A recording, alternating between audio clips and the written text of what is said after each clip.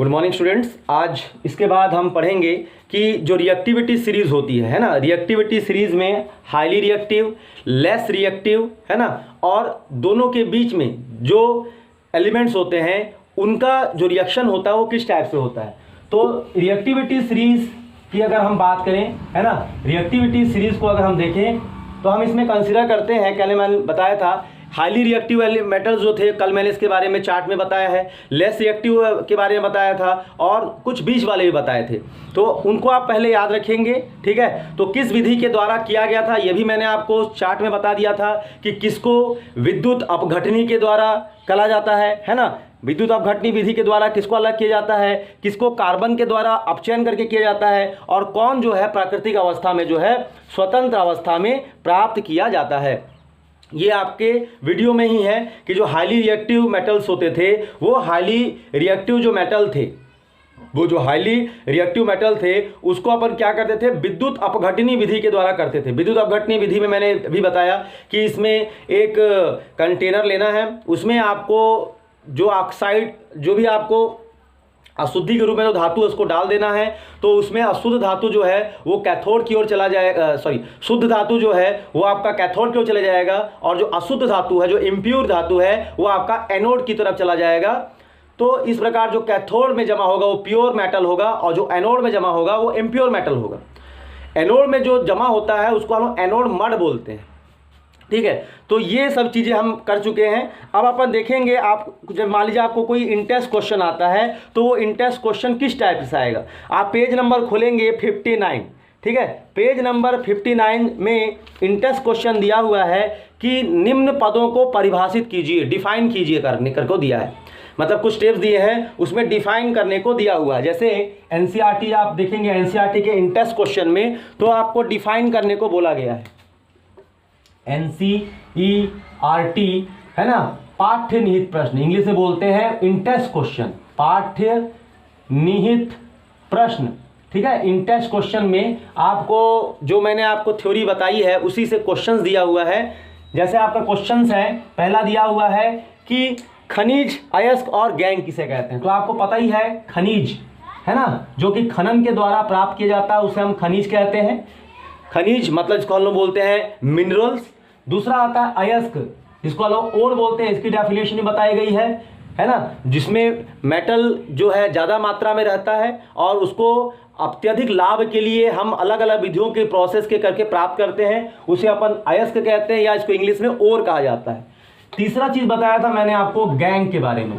ठीक है, गैंग का मतलब ये होता है कि जो हमारा अयस्क रहेगा या जो हमारा ओर रहेगा उसमें बहुत सारी जो इम्प्योरिटीज़ हैं, बहुत सारी जो अशुद्धियां हैं वो रहेंगी, तो उन अनवांटेड इम्प्योरिटीज़ को अपन क्या बोलते हैं, गैंग कहते हैं। और एक खास बात ये कि अयस्क जो खनिज जो हैं है ना, अयस्क नहीं होंगे, लेकिन सभी अयस्क मतलब ये जो अयस्क है, जो ओर्स हैं, ओर्स मिनरल होगा, लेकिन मिनरल जो है वो ओर नहीं होगा। ठीक है, तो जो खनिज होता है, ठीक है, खनिज के अंदर अयस्क होता है, अयस्क के अंदर खनिज नहीं होता है, ये आप ध्यान रखेंगे। दूसरा प्रश्न है कि दो धातुओं के नाम बताइए जो प्रकृति में मुक्त अवस्था में पाई जाती है। मैंने आपको बता चुका है कि दो मेटल्स का नाम बताता है जो फ्री स्टेट में पाया जाता है, तो जिसमें आपका आता है गोल्ड और आपका आ जाएगा सिल्वर। प्लेटिनम, तीन नाम लिखा था ना, प्लेटिनम, गोल्ड और सिल्वर, ये जो है मुक्त अवस्था में पाई जाती हैं, फ्री स्टेट में पाई जाती हैं, और ये जो है लेस रिएक्टिव मेटल्स की कैटेगरी में आती है, मतलब इनकी जो सीरीज होती है वो लेस रिएक्टिव मेटल्स में आती है। ये क्वेश्चन नंबर दूसरे का आंसर है कि प्रकृति में दो धातुओं के नाम बताइए जो स्वतंत्र अवस्था में पाई जाती हैं, फ्री स्टेट में पाया जाता है, वो है आपका प्लेटिनम, गोल्ड इत्यादि, है ना।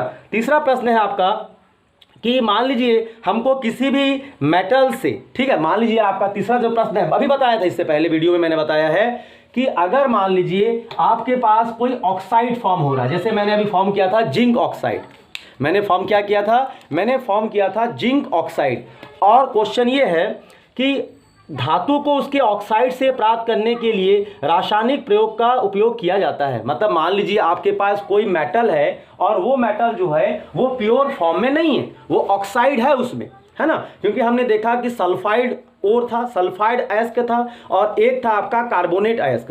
एक में हमने रोस्टिंग किया और दूसरे में मैंने क्या किया, कैल्सिनेशन किया। एक में एयर के प्रेजेंस में काम किया और एक में एयर के एब्सेंस में काम किया।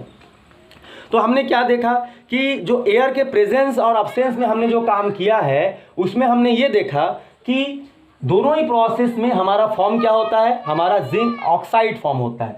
तो ऑक्साइड के लिए क्या करते हैं, अगर हम ऑक्साइड है तो या तो हम कार्बन के द्वारा रिड्यूस करेंगे, अगर हमारे पास ऑक्साइड है तो अपन किसके द्वारा रिड्यूस करेंगे, या तो हाइड्रोजन के द्वारा रिड्यूस करेंगे। तो जैसे हम कार्बन के द्वारा रिड्यूस करेंगे तो क्या बन जाएगा, जिंक, और निकल जाएगा कार्बन मोनोऑक्साइड। अगर हम हाइड्रोजन के द्वारा रिड्यूस कर रहे हैं तो बनेगा जिंक और निकल जाएगा वाटर मॉलिक्यूल। तो इस इक्वेशन को आपको लिखना है ना, कि किसी भी मेटल जो कि ऑक्साइड के फॉर्म में होता है, अगर उस ऑक्साइड से, है ना, हमको ऑक्सीजन को निकालना है तो हम किसकी मदद से, किसकी कौन सा रिड्यूसिंग एजेंट के हेल्प से इसको प्राप्त कर सकते हैं। तो carbon and hydrogen both two are is better reducing agent for metal oxides. ठीक है, अगर ये तो हो गया आपका क्वेश्चन। अब हमारा जो अगला टॉपिक बचता है उस टॉपिक का नाम होता है संक्षारण। क्या नाम होता है, संक्षारण, जो सबसे लास्ट टॉपिक है। देखो बच्चों, संक्षारण से ज्यादा घुमा फिरा के क्वेश्चन तो पूछता नहीं है, डायरेक्ट संक्षारण का मतलब समझिए। ये जो संक्षारण है जिसको हम इंग्लिश में कोरोजन भी बोलते हैं, क्या बोलते हैं, corrosion. Rusting of iron is the example of corrosion, संक्षारण। अब ये संक्षारण होता क्या है, कॉमन शब्दों में आप बता सकते हैं, जैसे जो पढ़ने वाले स्टूडेंट्स होंगे उनको अगर हिंट में मिल जाए तो वो कर लेंगे। देखिए स्टूडेंट्स, संक्षारण का मतलब एक टाइप का कोरोजन है, जैसे अपन बोलते हैं ना रस्टिंग ऑफ आयरन, लोहे पर जंग का लगना।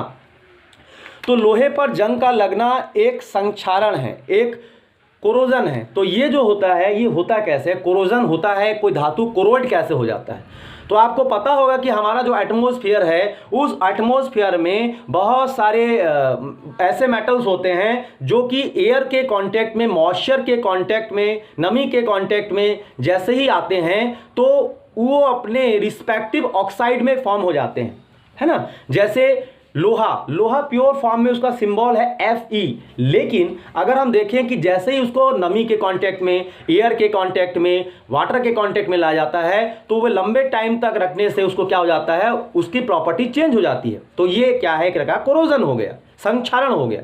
तो धातुओं का बहुत ही धीरे धीरे, स्लोली, है ना, ऑक्साइड में चेंज हो जाना, वो क्या कहलाता है, संक्षारण कहलाता है, जिसको हम लोग कोरोजन कहते हैं। प्रश्न आएगा कि जो संक्षारण होता है, ठीक है, वो कैसे होता है, कैसी कलर होती है, आपको पता होगा, कोई भूरा कलर का हो जाता है, कोई लाल कलर का हो जाता है ना, किसी में हरे कलर की, ग्रीन कलर की एक परत चढ़ जाती है, कोई काला कलर का हो जाता है। तो ये जो होता है क्यों होता है, क्योंकि ये जो मेटल्स हैं ये एटमॉस्फेयर के ऑक्साइड के कांटेक्ट में बहुत लॉन्ग टाइम तक रहते हैं और धीरे धीरे अपने प्रॉपर्टी को ये खोना शुरू कर देते हैं।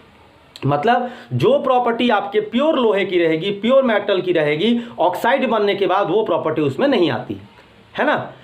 अब ये होता क्यों है, तो कारण भी वही है, फैक्टर्स भी वही हैं, है ना। एयर की प्रेजेंस में होता है, मॉइस्चर की प्रेजेंस में होता है, इम्प्योरिटीज की प्रेजेंस में होता है ना। मतलब नमी की उपस्थिति, वायु की उपस्थिति, अशुद्धियों की उपस्थिति, मतलब इम्प्योरिटीज की है, इनके प्रेजेंस में जो है आपका संक्षारण होता है।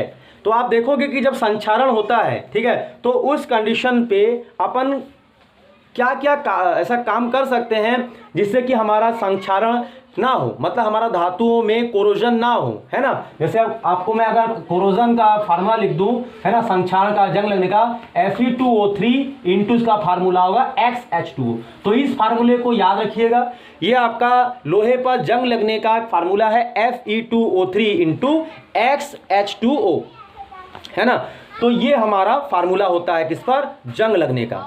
अब ये जंग लग तो गया, अब हम उसको बचाव के लिए क्या करेंगे, या फिर उससे पहले क्या करेंगे कि हमारा जंग ना लगे। तो इसके लिए बहुत सारे प्रोसेस चलते हैं। जैसे अपन क्या करते हैं, धातुओं को रस्टिंग से बचाने के लिए, जंग लगने से बचाने के लिए उसमें या तो पेंट लगाते हैं या तो ग्रीस लगाते हैं, ठीक है, बहुत सारे उत्सर्गी रक्षण भी करते हैं, या फिर क्या करते हैं, उस धातु को जंग से बचाने के लिए उसके ऊपर उससे ज़्यादा रिएक्टिव मेटल की परत चढ़ा देते हैं, उससे ज़्यादा क्रियाशील धातुओं की क्या करते हैं, परत चढ़ा देते हैं, ताकि जो भी इलेक्ट्रॉन का इमिशन हो, मतलब जब भी आपका संक्षारण होता है, रस्टिंग होता है, कोरोजन होता है, तो मेटल के जो आउटर सरफेस है उस सरफेस से इलेक्ट्रॉन जो है इमिट होना शुरू हो जाते हैं, इलेक्ट्रॉन जो है निकलना शुरू हो जाते हैं।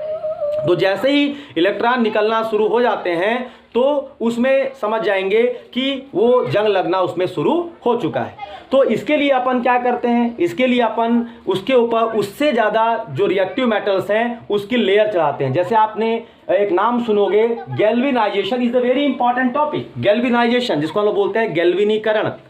ये जो गैल्वेनाइजेशन होता है वो होता क्या है? एक्चुअली जो गैल्वेनीकरण है या जो गैल्वेनाइजेशन है वो लोहे को जंग से या रस्टिंग से बचाने की एक प्रोसेस है, जिसमें अपन क्या करते हैं, जिंक की परत चढ़ा देते हैं। लोहे के ऊपर क्या करते हैं, जिंक की परत चढ़ा देते हैं, ठीक है, जिसके कारण जो है इलेक्ट्रॉनों का जो इमिशन होता है वो लोहे से, आयरन से नहीं हो पाता है और हमारा धातु जो है वो सेफ हो जाता है, क्योंकि उसकी सतह से, उसके सरफेस से इलेक्ट्रॉनों का इमिशन नहीं होता है। तो ये इंपॉर्टेंट है, आप इसको याद रखिएगा। उसके बाद आपको ये भी पता होना चाहिए कि मेटल का जो हमारा टॉपिक हो जाता है उसमें आप देखोगे कि हमारे जो मेटल्स होते हैं वो कंबाइन भी होते हैं, जिसके कारण मिश्र धातु बनते हैं, एलॉयज बनते हैं। दो मेटल्स आपस में कंबाइन भी होते हैं, जिसके कारण हमारा क्या बनता है, मिश्र धातु भी बनता है, जिसको हम लोग इंग्लिश में एलॉय के नाम से जानते हैं। जैसे कुछ एलॉय का नाम मैं बता दूं, जैसे आपने नाम सुना होगा जर्मन सिल्वर, एक नाम होता है जर्मन सिल्वर, एक नाम होता है कांसा, ठीक है, और एक नाम होता है पीतल, और एक नाम होता है टांका, जिसको हम लोग बोलते हैं सोल्डर। तो बच्चों ये चार जो मिश्र धातु हैं, जिसको हम लोग क्या बोलते हैं, एलॉयज बोलते हैं। क्या बोलते हैं, मिश्र धातु, या अंग्रेजी में इसे क्या कहा जाता है, एलॉय। क्या कहा जाता है, एलॉय। तो ये एलॉय क्या होता है, तो एलॉय का मतलब है दो या दो से अधिक मेटल को, कभी कभी हम नॉन मेटल भी यूज करते हैं एज लाइक कार्बन, ठीक है, जैसे कि आपका स्टेनलेस स्टील में करते हैं, ठीक है, फेरस, क्रोमियम, है ना, निकिल, फेक्रोनी, ठीक है। उसी टाइप से अपन कुछ मिश्र धातुओं के नाम है, जैसे जर्मन सिल्वर है। जर्मन सिल्वर जो है वो कोई मेटल नहीं है, नाम भले इसमें लिखा हुआ है कि वो जर्मन सिल्वर है, लेकिन एक्चुअल में जो जर्मन सिल्वर है कोई मेटल नहीं है, ये मेटल का कॉम्बिनेशन है, मतलब दो या दो से अधिक मेटल को मिला करके एक फिक्स कंपोजिशन में मिला करके बनाया गया है।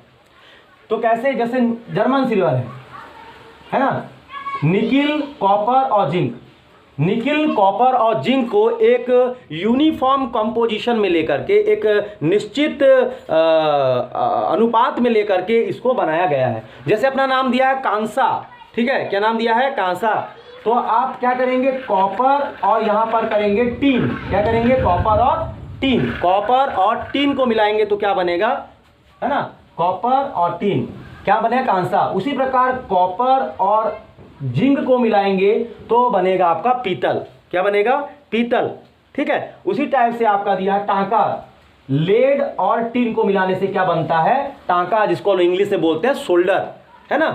तो बच्चों ये जो चार मैंने नाम लिखे हैं ये काफ़ी इंपॉर्टेंट क्वेश्चंस हैं हमारे बोर्ड एग्जाम के पॉइंट ऑफ व्यू से, आप इसको एक बार जरूर देख लीजिएगा, ठीक है। जैसे अपन बात करते हैं इस्पात, लोहे का इस्पात, ठीक है, इसमें आपका क्या होता है, इस्पात भी आपका एक मिश्र धातु है जिसमें लोहा तथा कार्बन दोनों होते हैं, मतलब आयरन में थोड़ी मात्रा में कार्बन भी इंक्लूड किया जाता है। क्यों, क्योंकि इससे बनता है हमारा मिश्र धातु, एलॉय बनता है, और इसको मिलाने से जो है लोहे की जो मजबूती होती है वो बहुत ज़्यादा कठोर हो जाती है, और वो लंबे समय तक जो है किसी भी चीज़ को सहने की, रेजिस्टेंस करने की कैपेसिटी रखता है, क्या, इस्पात, है ना, जिसमें लोहे के साथ कार्बन भी इंक्लूड होता है। तो बच्चों ये हमारा हो गया क्वेश्चन, ठीक है। अब हम इसके एनसीईआरटी के कुछ अभ्यास की ओर चलते हैं, एनसीईआरटी एक्सरसाइज की ओर। तो आप अपने पाठ्य पुस्तक एनसीईआरटी एक्सरसाइज खोल लीजिए, मेटल और नॉन मेटल, ठीक है। इससे पहले हम एनसीईआरटी के एक्सरसाइज को करें, एनसीईआरटी के पेज नंबर 61 में, एनसीईआरटी बुक साइंस की पेज नंबर 61 में कुछ इंटेक्स्ट क्वेश्चन दिए हैं, पाठ्य निहित प्रश्न, पेज नंबर 61 एनसीईआरटी, है ना, में साइंस में कुछ दिया है, तो मैं इसको थोड़ा समझा देता हूँ। नाम दिया है जिंक ऑक्साइड, मैग्नीशियम ऑक्साइड और कॉपर ऑक्साइड। 3 नाम है, जिंक ऑक्साइड, मैग्नीशियम ऑक्साइड, एक दिया है जिंक ऑक्साइड, एक है मैग्नीशियम ऑक्साइड, और एक आपका नाम दिया हुआ है कॉपर ऑक्साइड। क्या नाम दिया है? Copper oxide. तीनों ऑक्साइड दिए गए हैं। अब आपको बताना है कि होगा क्या, ठीक है। तो आप देखोगे कि जिंक ऑक्साइड, जिंक, अब बताइए, अब इसमें मान लीजिए 3 नाम है जिंक ऑक्साइड, तो जिंक, ये बताइए सबसे नंबर 1 कौन है? तो इसमें सबसे ज्यादा रिएक्टिव की बात करें तो नंबर 1 पे ये आता है, नंबर 2 पे ये आता है, और नंबर 3 पे ये आता है ना। अब आपको जो क्वेश्चन दिया है मैं इसको ऐसे ही समझा देता हूं। जिंक ऑक्साइड जैसे सबसे टॉप में कौन है ना, सबसे जैसे मान लीजिए आपका दिया है जिंक ऑक्साइड, और उसमें दिया है जिंक, मैग्नीशियम और कॉपर। एक नाम दिया है जिंक, मैग्नीशियम, और एक नाम दिया है कॉपर, ठीक है। तो आपको देखना है कि किसमें डिस्प्लेसमेंट रिएक्शन होगा, ठीक है। तो जिंक जो है ओनली किससे डिस्प्लेस होगा? जिंक जो है ओनली डिस्प्लेस होगा किससे? मैग्नीशियम से। क्यों? क्योंकि जिंक को डिस्प्लेस करने वाला सिर्फ एक ही मेटल है, उसका नाम होता है मैग्नीशियम, जो कि जिंक से ज़्यादा हाईली रिएक्टिव है। दूसरा आता है मैग्नीशियम ऑक्साइड।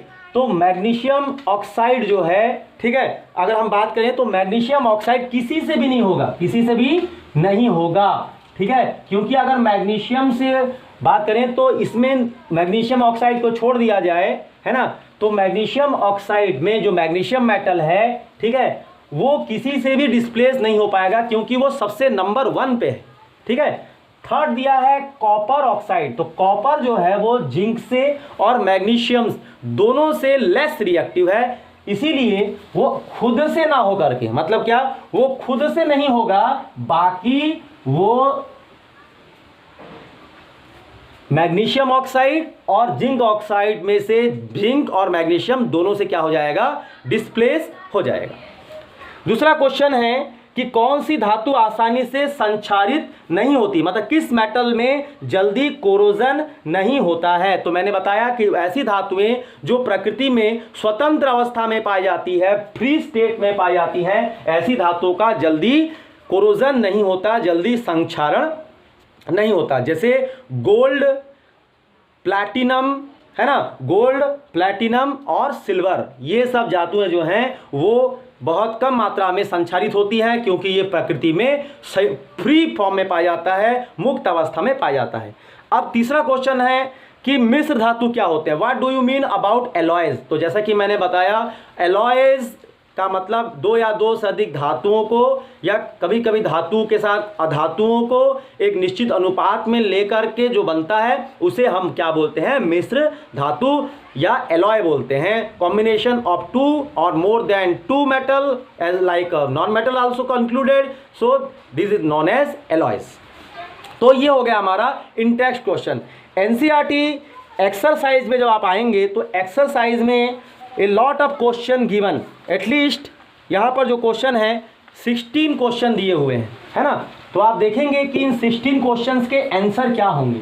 तो एनसीईआरटी का जो पहला क्वेश्चन है हिंदी में ये बता रहा है कि किसमें आपका डबल डिस्प्लेसमेंट रिएक्शन होगा। तो यहाँ पर इसका जो सही उत्तर है, ठीक है, silver nitrate plus copper metal, ठीक है, सॉरी, डिस्प्लेसमेंट रिएक्शन होगा। क्या होगा? डिस्प्लेसमेंट रिएक्शन होगा। तो इसका सही आंसर है आपका option D, silver nitrate and copper, silver nitrate और कॉपर, ठीक है। क्या होगा? Silver nitrate plus copper. तो यहाँ पर जो कॉपर है वो सिल्वर से ज़्यादा रिएक्टिव है, तो क्या हो जाएगा? ये बना लेगा कॉपर नाइट्रेट। क्या बना देगा? कॉपर नाइट्रेट बना लेगा।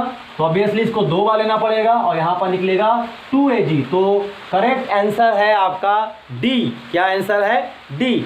उसके बाद आता है कि लोहे के फ्राइंग पैन को जंग से बचाने के लिए कौन सी विधि अच्छा है। तो मैंने बताया कि लोहे को या आयरन को अगर हमको जंग से बचाना है तो उसके लिए एक अच्छी विधि होती है कि आप उसके ऊपर क्या कर लो, जिंक की लेयर चढ़ा दो, क्योंकि जिंक की लेयर चढ़ा दोगे तो जो भी इलेक्ट्रॉन निकलेगा वो जिंक से निकलेगा, हमारा लोहा जो है वो सेफ हो जाएगा, क्योंकि जिंक जो है वो लोहे से ज़्यादा हाईली रिएक्टिव है। और इसका कहने का मतलब ये है कि जिंक जो है वो ज़्यादा रिएक्टिव है, इसलिए इलेक्ट्रॉन जो है वो निकलने नहीं देगा। इस प्रोसेस को हम बोलते हैं गैल्वेनाइजेशन।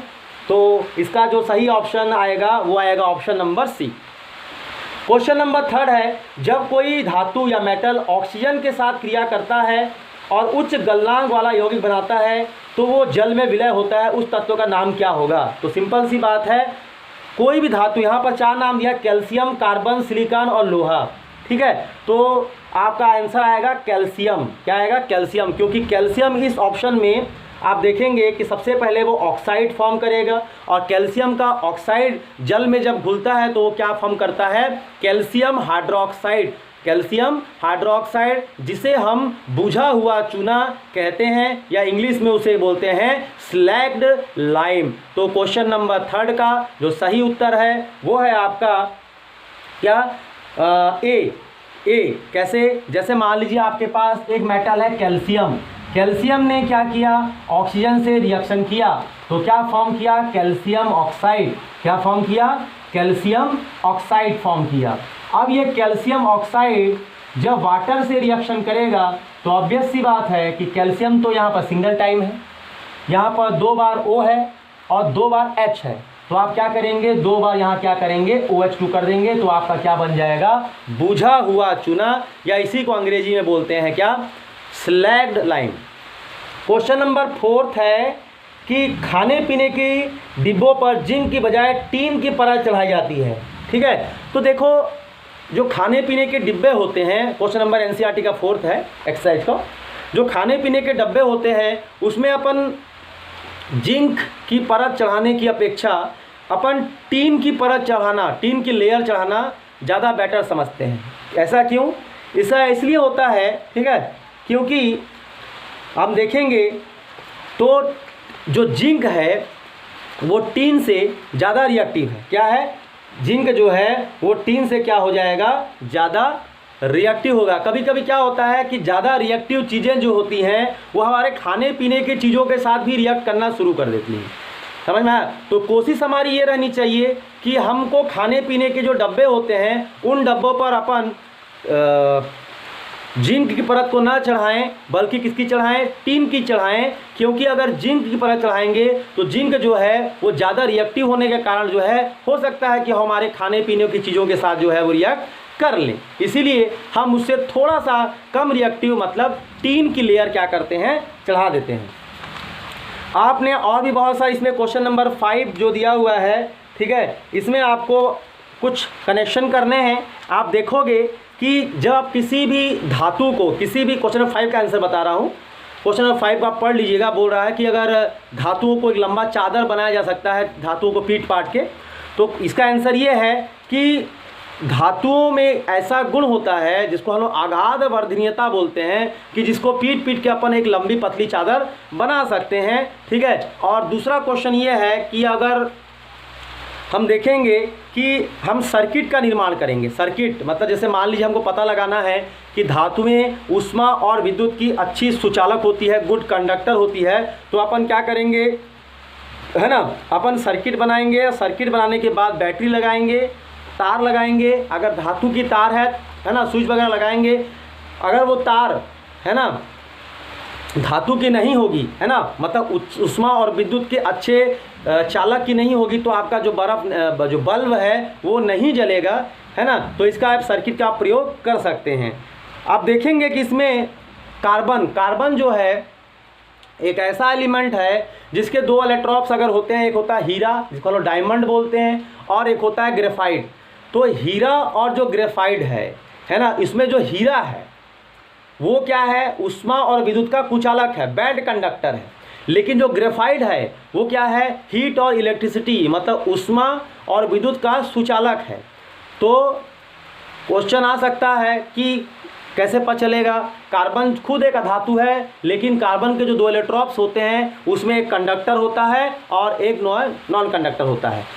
अगला क्वेश्चन है क्वेश्चन नंबर 6, जिसका नाम है एम्फोटेरिक ऑक्साइड क्या होते हैं, जिसको हम लोग इंग्लिश में बोलते हैं, हिंदी में बोलते हैं उभयधर्मी ऑक्साइड किसे कहते हैं? उभयधर्मी ऑक्साइड या एम्फोटेरिक ऑक्साइड ऐसे ऑक्साइड होते हैं जो कि अम्ल और क्षार से क्रिया करके लवण देते हैं, है ना। मतलब अम्ल और क्षार, एसिड और बेस दोनों से रिएक्शन करके क्या देते हैं? सॉल्ट देते हैं, लवण देते हैं। तो इसको अपन क्या बोलते हैं? उभयधर्मी ऑक्साइड बोलते हैं। जैसे मैंने नाम बताया दो, एक होता है जिंक ऑक्साइड, एम्फोटेरिक ऑक्साइड है, और एक है एल्यूमिनियम ऑक्साइड, वो भी आपका क्या है? एक एम्फोटेरिक ऑक्साइड। क्वेश्चन नंबर 7 बोल रहा है कि आपको बताना है जब आप रिएक्टिविटी सीरीज देखेंगे मेटल्स की, तो आपको उस रिएक्टिविटी सीरीज में बीचों बीच में आपको कहीं हाइड्रोजन दिखाई देगा, तो वो हाइड्रोजन के ऊपर भी आपके मेटल्स मिलेंगे और हाइड्रोजन के नीचे भी आपको मेटल्स मिलेंगे। तो याद रखिएगा कि जो हाइड्रोजन से नीचे के मेटल्स होंगे वो हाइड्रोजन को डिस्प्लेस नहीं कर सकते हैं, लेकिन जो हाइड्रोजन से ऊपर के मेटल्स होंगे, है ना, रिएक्टिविटी सीरीज में, वो ऊपर के मेटल्स अपर में जो होंगे हाइड्रोजन के, वो हाइड्रोजन को क्या कर सकते हैं? डिस्प्लेस कर सकते हैं।